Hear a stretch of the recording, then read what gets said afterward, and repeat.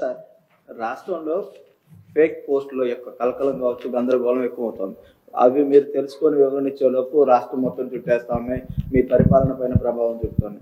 ఇటీవల చూస్తే ఒక ప్రభుత్వ ఉద్యోగ అమరావతి పైన పెట్టిన పోస్ట్ కావచ్చు, రాజధాని మునిగిందంటూ ఏదైతే ఉందో కొన్ని సోషల్ మీడియాలో వచ్చినటువంటి వార్తలు కావచ్చు, ఇలా ప్రతి అంశం కూడా ఒక నెగిటివ్ సెన్స్ క్రియేట్ చేసే విధానం రాష్ట్రంలో ఇటీవల ఎక్కువైపోయింది. దాని మీద ఎలాంటి జాగ్రత్త చర్యలు రాజకీయంగా ఎలాంటి నిర్ణయం చేపడతాను? అదే ఇప్పుడు కుప్పానికి కృష్ణా జలాలు తెచ్చిన అంద్రినీవా కాలువలో ప్రవాహం ఆగిపోయింది అంటూ కొందరు చేస్తున్న ఫేక్ ప్రచారాన్ని ఎవరు నమ్మొద్దు. సెప్టెంబర్ 3వ తేదీన వాస్తవంగా కాలువల్లో ఉన్న నీటి ప్రవాహాన్ని ఫోటోలో చూడవచ్చు. పలమనేరు, కుప్పం అసెంబ్లీ నియోజకవర్గాలు 110 చెరువులు నింపడానికి ప్రభుత్వం కృత నిశ్చయంతో ఉంది. ఇది ఫేక్ న్యూస్, ఇది రియల్ న్యూస్ అని ఫోటో వేయాలి. ఇది మా పని చేయాలన్నా ఇలాంటి తప్పుడు రాజకీయాల మీద అనునిత్యం వివరణ ఇవ్వాలన్నా, వీళ్ళకి బుద్ధి జ్ఞానంగా ఉంటే, వీళ్ళు మనుషులైతే వీళ్ళు ఏం చేయాలని అడుగుతున్నాం. Is it right?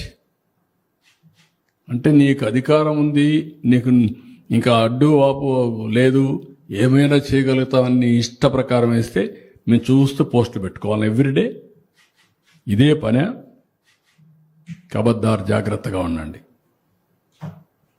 ఎంతవరకైనా వెళ్తాం.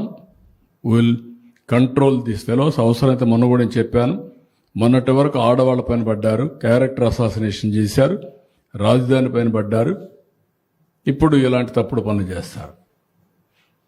దీనికి కూడా ఏం చేయాలో ఆలోచిస్తాం. ఒక చట్టాన్ని తీసుకొస్తాం. ప్రతి ఒక్కరు కూడా వాక్ స్వాతంత్రం ఉంది, రాసే స్వేచ్ఛ ఉంది, సోషల్ మీడియా ఉంది, ఏదైనా పెడతాం. పేటీఎం బ్యాచ్ ఉంది, డబ్బులు ఇస్తారు కాబట్టి మేము పెడతామంటే మాత్రం కుదరదు. మళ్ళా వాళ్ళు వచ్చి మిమ్మల్ని కాపాడలేరు. ఆ విషయం కూడా గుర్తుపెట్టుకోమని హెచ్చరిస్తాను.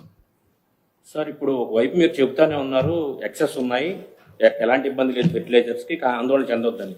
మరోవైపు ఏమో దీని విషయంలో కూడా ఫేక్ పోస్టులు చాలా వరకు వస్తున్నాయి, పెడతారు. వాటి మీద ఏమైనా చర్యలు తీసుకుంటారు? అదే కూడా చెప్పా కదా, ఇక్కడ రైతులు కూడా ఆందోళన కలిగించేవాడు. అందరినీ ఆందోళన కల్పించి వీళ్ళు రాజకీయ లబ్ధి పొందాలనేది వాళ్ళ ఆలోచన. అది సస్టైనబుల్ కాదు. కానీ ఈరోజు వచ్చిన విచిత్రమైన పరిస్థితి అంటే సోషల్ మీడియా ఒకటి వచ్చింది. సోషల్ మీడియాలో వీళ్ళు పెట్టేసి మొత్తం తిరుగుతూ ఉంటే, ఇష్టం ఉన్నా లేకపోయినా మనం కౌంటర్ చేయకపోతే అదే వాస్తవాన్ని నమ్మే పరిస్థితి వస్తూ ఉంది. అలాంటప్పుడు ఒకటే మార్గం, దీని మీద ఫర్మ్ కూడా యాక్షన్ తీసుకోవాలి. Will take action.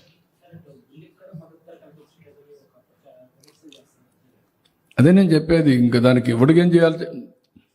ఆడ కొంటున్నాం, 12 రూపాయలు ఇచ్చాం, 4 రూపాయలు మనం 12 రూపాయల వరకు, 4 రూపాయలు కూడా కాదు 12 రూపాయల వరకు కొనమన్నాం. ఎంతైనా ఉండి మినిమం ప్రైస్ 12 రూపాయలు కొనమన్నాం. రైతులకు ఇవన్నీ చేస్తా ఉంటే రైతులకు అది జరిగిపోయిందని కావాలని ప్రచారం చేసి రాజకీయ లబ్ధి కోసం ప్రయత్నం చేయడం నీచం, పరమ దుర్మార్గం కూడా. రైతుల్లో చైతన్యం ఉండాలి, చైతన్యం తీసుకొస్తాం. వాళ్ళు చైతన్యం రావడం కంటే వీళ్ళని కూడా హ్యాండిల్ చేయాలి. లేకపోతే ఇది వాస్తవాన్ని నమ్మి మోసపోయే పరిస్థితికి వస్తున్నారు. అది బాధ. ఒకసారి 2 సార్లు పర్వాలేదు, ఎవ్రీ డే ఏదో ఒకటి. అంటే మనం పనులు చేయాలన్నా వీళ్ళ తప్పుడు ప్రచారాన్ని ఖండించాలన్నా. ఎవరికైనా కొంచెం బాధ వేస్తుంది కదా వీళ్ళు పెట్టే భాష. ఇవన్నీ చూసినాక 100 రోజుల్లో 3,800 కోట్లు ఖర్చు పెట్టి నీళ్లు తీసుకొచ్చి కుప్పానికి ఇస్తే పోయినప్పటి నుంచి విషయం చెప్పడం ఏంటండి? బుద్ధి జ్ఞానం అంతా మీరు మనుషులేనా?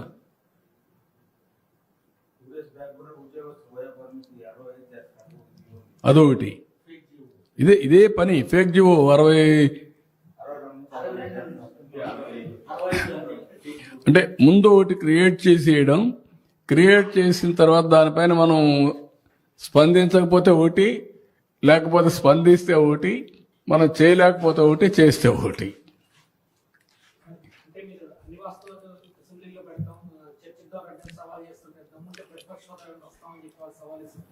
బుద్ధి ఉందా? ప్రతిపక్ష హోదా ఎవరు ఇస్తారా?